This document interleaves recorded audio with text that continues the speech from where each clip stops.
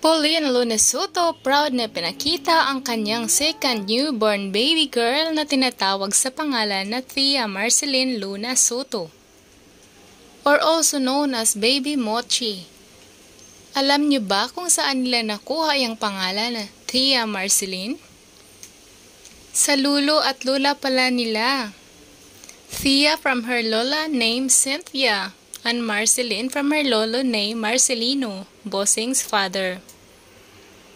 Ipinanganak siya last January 23, 2024 na may timbang na 8.2 pounds. Cesarean pa rin si Pauline pagkapanganak niya kay Mochi, katulad ng pagkapanganak niya sa panganay na si Tali. Sobrang saya ng mag-asawang Pauline at Bossing Vic Soto nung sa wakas na pinanganak na ito. At ang first child nila na si Tali ay sobrang sweet naman. May dala pang flowers para kay Baby Mochi. At ang kanilang lola Cynthia, karga-karga pa ang bunso.